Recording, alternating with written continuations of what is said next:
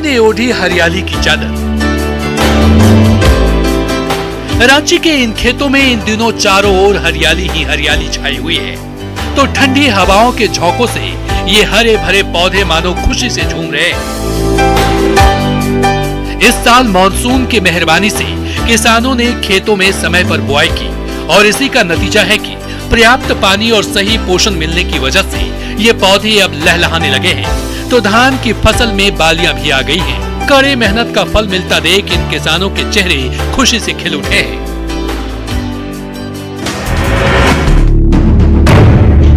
कनकई नदी का कहर। किशनगंज में कनकई नदी की उग्र धारा शांत होने का नाम नहीं ले रही। तटीय इलाके में कनकई नदी तेजी से कटाव कर रही है, तो स्थानीय ग्रामीणों का बाहर आने जाने का रास्ता बंद हो गया है, जबकि सरकार की ओर से बाढ़ पीड़ितों को अब तक नाव मुहैया नहीं कराई गई है। ऐसे में पीड़ित ग्रामीणों ने केले के थंभ और टीन को ठोककर जुगाड़ नाव बना लिया है और उसी के सहारे नदी की तेज धारा से गुजर रहे हैं। ऐसे में हमेशा हादसे की आशंका बनी रहती है। पानी पर सफर का सपना। साहेबगंज से गंगा नदी पर बिहार और पश्चिम बंगाल के लिए जल यातायात का सपना जल्द पूरा होने वाला है। इसके लिए अंतर्देशीय जलमार्ग प्राधिकरण की ओर से साहेबगंज में 6 नया गंगा घाट बनाया जाना है, जहां से बिहार और पश्चिम बंगाल के लिए पैसेंजर और मालवाहक जहाजों का यातायात शुरू हो जाएगा। प्राधिकरण ने गंगा घाट बनाने के लिए जमीन की तलाश तेज कर दी है।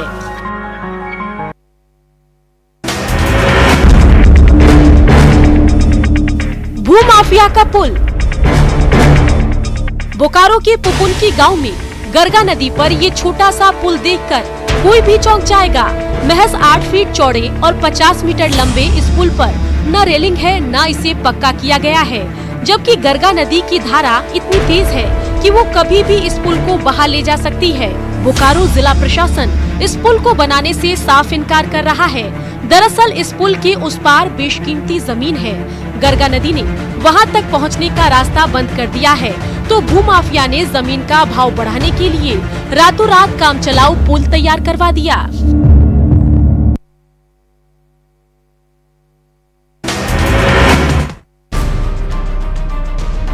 पुल की पूरी हुई उम्र।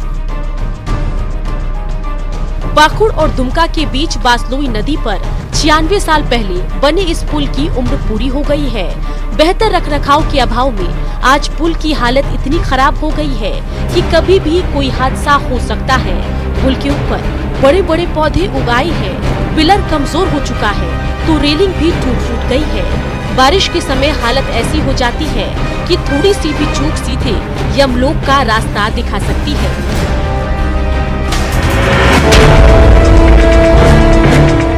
सुनो सरकार मेरी गुहार। बोकारो के जरडीह प्रखंड के भानुमाला देवी राशन कार्ड लेकर 6 महीने से सरकारी दफ्तरों के चक्कर काट रही हैं। तकनीकी गड़बड़ी का बहाना बनाकर डीलर ने पिछले 6 माह से राशन देना बंद कर दिया है, तो छोटे छोटे बच्चे अन्न के लिए तरस रहे हैं। बीडीओ साहब के पास जाते हैं तो वो डीडीसी दफ्तर का रास्ता बता देते हैं, तो डीडीसी तक फरियाद पहुंचाना आसान नहीं है। अगर राशन नहीं मिलता है तो तुरंत वो हम लोगों को सूचित करें, किसी भी माध्यम से सूचित करेंगे, मोबाइल के माध्यम से सूचित करेंगे। तो जिस स्तर से भी गड़बड़ी पाई जाएगी, अगर दुकानदार नहीं दे रहे हैं तो उसको तुरंत निलंबित किया जाएगा। हेल्थ सेंटर पर ताला। घाटशिला के केसरपुर में 2 साल पहले आयुष्मान भारत योजना के तहत इस हेल्थ एंड वेलनेस सेंटर का उद्घाटन हुआ था, तो स्थानीय ग्रामीणों को बेहतर चिकित्सा सुविधा मिलने की उम्मीद जगी थी। लेकिन उद्घाटन के बाद यहाँ कभी भी न डॉक्टर, न नर्स और न ही किसी मेडिकल स्टाफ की बहाली हुई, तो कभी भी दवा का स्टॉक नहीं आया। छोटी मोटी बीमारी होने पर एकमात्र एएनएम दवा देती हैं या फिर घाटशिला जाने की सलाह देती हैं।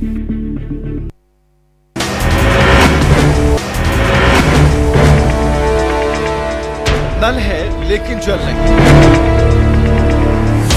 बेगूसराय के सूजा पंचायत में घर के बाहर लगे नल का नॉब घुमा रही हैं जानकी देवी, लेकिन पानी की एक बूंद निकलने का नाम नहीं लेती। साल 2017 में यहाँ सौर ऊर्जा संचालित नल जल योजना शुरू हुई। तब गली गली में पाइपलाइन बिछी थी, चौक चौराहों पर टंकी बनाई गई थी और हर घर के बाहर नल लगाया गया था। लेकिन 1 महीने में ही नलों से पानी निकलना बंद हो गया। अब ये ग्रामीण हर दिन चापाकल से पानी लेने के लिए अपनी बारी का इंतजार करते हैं।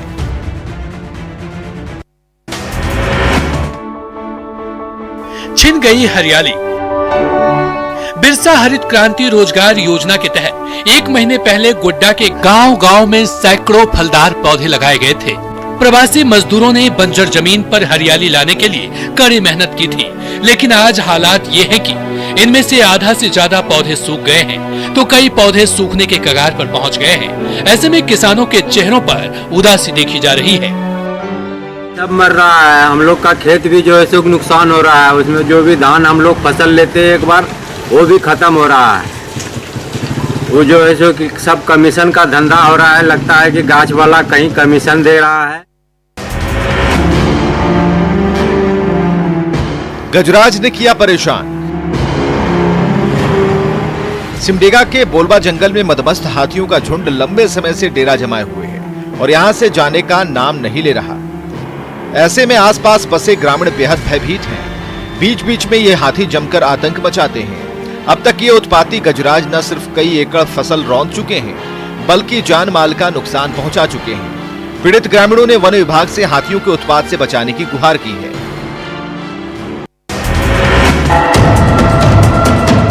कोरोना जांच में लापरवाही। मुजफ्फरपुर में कोरोना जांच के नाम पर लापरवाही बरती जा रही है। स्वास्थ्य महकमे ने रेलवे स्टेशन और बस अड्डों पर यात्रियों की कोरोना जांच के लिए 3 कोविड टेस्टिंग सेंटर खोले हैं, जहां सुबह 10 बजे से शाम 4 बजे तक के बीच जांच कराने का बोर्ड लगाया गया है। लेकिन बदइंतजामी का आलम यह है कि इन केंद्रों पर दोपहर 12 बजे से पहले कोरोना जांच किट ही नहीं पहुंचता।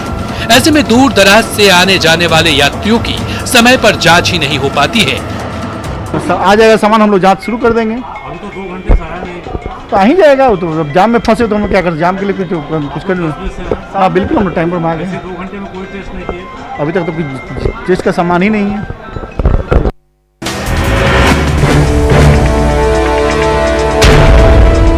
कोरोना काल में रोजगार की बहार। कोरोना काल में जहां नौकरियों पर आफत आ गई है, तो देश विदेश की बड़ी बड़ी कंपनियां धनबाद के विश्व प्रसिद्ध IIT ISM के होनहार इंजीनियरिंग स्टूडेंट पर लाखों रुपए लुटा रही है। ऑनलाइन इंटरव्यू के जरिए अब तक संस्थान के 50 से ज्यादा छात्र छात्राओं को कई मल्टीनेशनल कंपनियों से लाखों रुपए का प्री प्लेसमेंट ऑफर मिल चुका है। आने वाले समय में ये आंकड़ा और बढ़ने वाला है। लगभग 67 बच्चों को मिला है, तो इसमें मोस्टली IT कंपनीज है, कुछ कोर की भी है जैसे टाटा स्टील है, IT में माइक्रोसॉफ्ट हो गया, सेल्सफोर्स, गोल्डमैन सैक्स, और इसके अलावा वॉलमार्ट, फ्लिपकार्ट, तो इन सबसे PPO ऑफर्स मिले हैं अभी। तो ये भी प्लेसमेंट ही होता है। इंडोर स्टेडियम का कायाकल्प। देवघर के बदहाल नेताजी सुभाष चंद्र बोस इंडोर स्टेडियम का कायाकल्प होने जा रहा है। 35 लाख रुपए खर्च कर जर्जर स्टेडियम की मरम्मत कराई जाएगी, तो ट्रैक और फील्ड को दुरुस्त करने पर 90 लाख रुपए खर्च किए जाएंगे। इसके लिए 14वें वित्त आयोग से वित्तीय सहायता मिल गई है। कोरोना काल के बाद देवघर के होनहार खिलाड़ी यहाँ हाईटेक संसाधनों के जरिए प्रैक्टिस करते नजर आएंगे। देवघर शहरवासियों के लिए और खास कर करके खेल प्रेमियों के लिए एक अच्छी और बेहतरीन सुविधा उपलब्ध कराने का प्रयास करेंगे। हमारा लक्ष्य होगा कि उनको एक स्तरीय इंडोर स्टेडियम और आउटडोर स्टेडियम की सुविधा प्राप्त हो। विष्णुपद मंदिर के फाटक खुले। गया के ऐतिहासिक विष्णुपद मंदिर के फाटक खुलते ही पूजा अर्चना के लिए श्रद्धालुओं का तांता लग गया। मंदिर के गेट पर फीवर और मास्क जांच के बाद भक्तों को अंदर जाने की इजाजत दी जाती है, तो सोशल डिस्टेंसिंग का पालन करने की भी सख्त हिदायत दी गई है। महीनों बाद मंदिर के पट खुलने से पूरे कैंपस में चहल पहल देखी जा रही है। मंदिर खुलने की खबर मिलते ही दूर दराज से भक्तगण पहुंचने लगे हैं, तो दुकानदारों के चेहरे भी खिल गए हैं।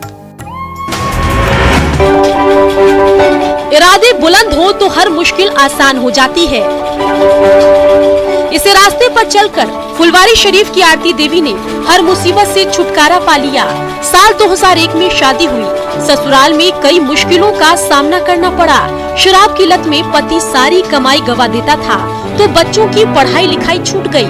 ऐसे में जीविका संस्था ने सिलाई मशीन देकर आरती को जीने की राह दिखाई और इसकी बदौलत जिंदगी की हर मुश्किल डगर आसान होने लगी है।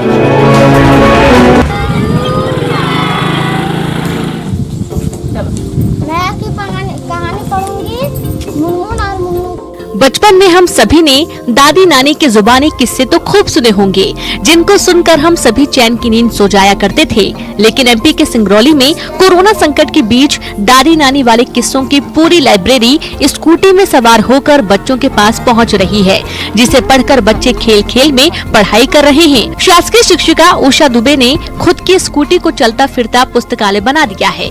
सुबह 8 बजे से 4 घंटे तक बच्चों के बीच रहना और उनको पढ़ाना अब इनकी दिनचर्या बन गई है।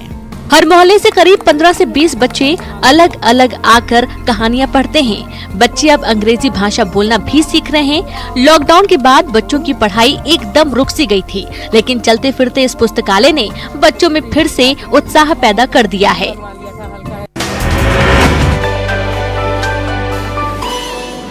लूम पर गलीचे की बुनाई कर रहे बुनकरों की ये तस्वीर किसी हैंडलूम फैक्ट्री की नहीं है, बल्कि ये जेल में सजा काट रहे कैदी की है, जो दौसा सेंट्रल जेल में हुनर से अपनी जिंदगी बदलने की कोशिश कर रहे हैं। जेल में गलीचा बनाकर रोजगार की राह तलाशने की पहल माजिद नाम के एक हुनरमंद कैदी ने की, तो जेल प्रशासन ने हुनर को रोजगार में बदलने का अवसर दिया, जिससे कैदियों की रोजगार की राह आसान हो गई। यहाँ कैदी अलग अलग डिजाइन के खूबसूरत गलीचे और दरिया बुन रहे हैं और अपने परिवारों की आर्थिक मदद कर रहे हैं। रोपवे से करें राजगीर का दीदार।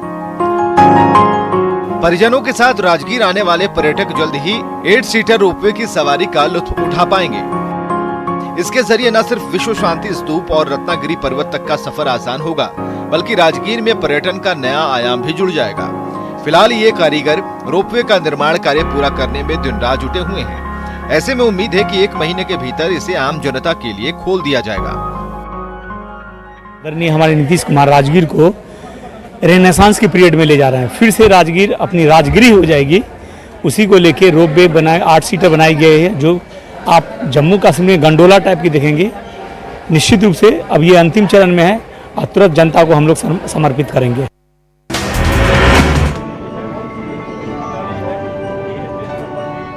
क्लोन ट्रेन पर सफर।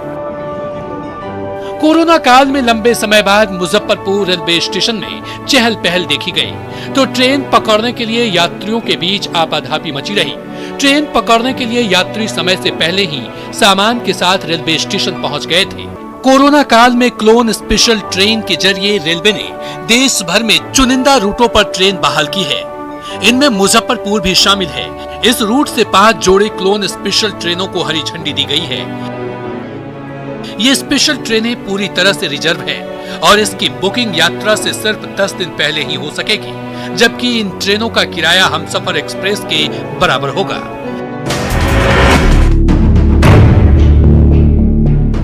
कब पूरा होगा मुंगेर का सपना?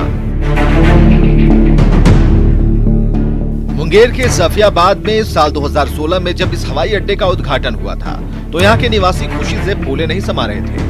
लगा था हवाई सफर का सपना ज्यादा दूर नहीं है, लेकिन करोड़ों रुपए खर्च कर बना ये रनवे उद्घाटन के 4 साल बाद खेलने और टाइम पास करने का अड्डा बन गया।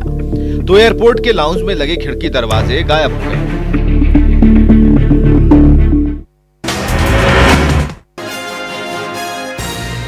दरभंगा की उड़ान। दरभंगा वासियों का हवाई सफर का सपना साकार होने में ज्यादा दिन नहीं है। दरभंगा एयरपोर्ट से 8 नवंबर से विमानों की आवाजाही शुरू होने जा रही है। स्पाइस जेट कंपनी ने दरभंगा से दिल्ली के लिए हवाई टिकटों की बुकिंग भी शुरू कर दी है। ऐसे में दरभंगा के हवाई यात्रियों में काफी रोमांच देखा जा रहा है। फिलहाल दरभंगा से रोजाना 3 विमान उड़ान भरेगी। पहली उड़ान दरभंगा से दिल्ली, दूसरी दरभंगा से मुंबई और तीसरी उड़ान दरभंगा से बेंगलुरु के लिए होगी। दरभंगा से दिल्ली, मुंबई, बेंगलोर के लिए 8 नवंबर से स्पाइसजेट द्वारा सेवा दी जाएगी। इसके लिए आज से टिकटों की बुकिंग शुरू हो गई है। बड़े काम का है ये रोबोट। सरायकेला के 2 होनहार इंजीनियर भाई रोहित और साकेत की खोज है ये हाईटेक रोबोट। ये बड़े काम का है, बस मोबाइल का बटन दबाइए, ये रोबोट आपकी सेवा में तुरंत हाजिर हो जाएगा। एडवांस टेक्नोलॉजी से लैस ये रोबोट न सिर्फ 20 किलो तक का सामान ढो सकता है, बल्कि घर के काम में हाथ बटा सकता है।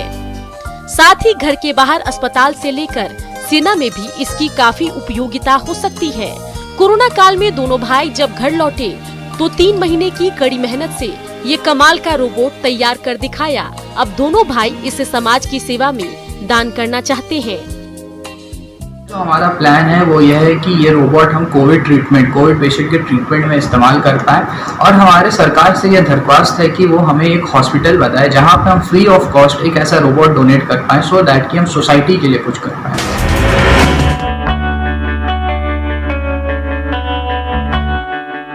कबाड़ से बनी कमाल की कार। हजारीबाग के मुस्लिम मोहल्ले की सड़क पर ये बच्चे बड़े मजे से टॉय कार की सवारी का लुत्फ उठा रहे हैं। कार आगे बढ़ती जा रही है और बच्चे हॉर्न बजाकर राहगीरों को सचेत कर रहे हैं। तो ये कार इतनी कमाल की है कि एक बटन दबाते ही पीछे लौट सकती है। ये बच्चे अपने नाना और पेशे से मोटर मैकेनिक अलाउद्दीन अंसारी से टॉय कार खरीदने की जिद कर रहे थे। पास में पैसे नहीं थे तो उन्होंने जुगाड़ तकनीक और अपनी मेहनत के जरिए ये कमाल की कार बना डाली। आज ये बच्चे इसकी सवारी कर खुशी से फूले नहीं समा रहे। अभी तुमको बहुत खुशी महसूस हो रहा है। अभी इसमें तो और मॉडर्निंग करना बाकी है, अभी तो अधूरा हुआ है ये काम। धीरे धीरे मेरे पास पैसा रहता तो इससे भी अच्छा बनाता है मैंने, लेकिन मेरे पास पैसा है नहीं, इसलिए करके इधर उधर से मतलब चुनी। मेरे पास बहुत लगन है मन में कि हम घर के बच्चे के लिए बहुत कुछ करें।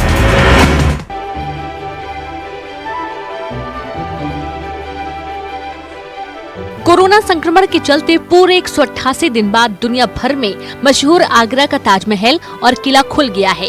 इसके साथ ही ताज नगरी में एक बार फिर से जिंदगी गुलजार हो गई है। पहले दिन ही ताजमहल और किला देखने के लिए लोगों का आना शुरू हो गया।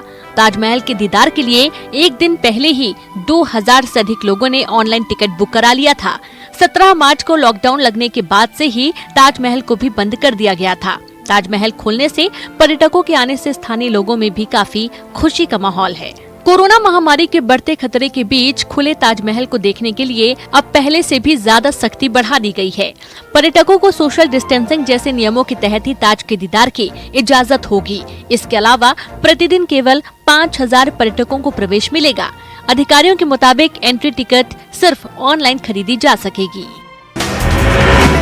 डल झील में तैर रही ये अद्भुत शिकारे और कश्तियां, चिनार वृक्षों की कतारों में आनंद की अनुभूतियां, कोई भी अछूता नहीं रह सकता, ऐसी है यहाँ की खूबियां। पर्यटकों के लिए स्वर्ग है कश्मीर की स्मृतियां। कोरोना ने महीनों तक दुनिया की रफ्तार रोक दी। धीरे धीरे ही सही, लेकिन अब आ रही ऐसी तस्वीरें दिल को सुकून पहुंचा रही हैं।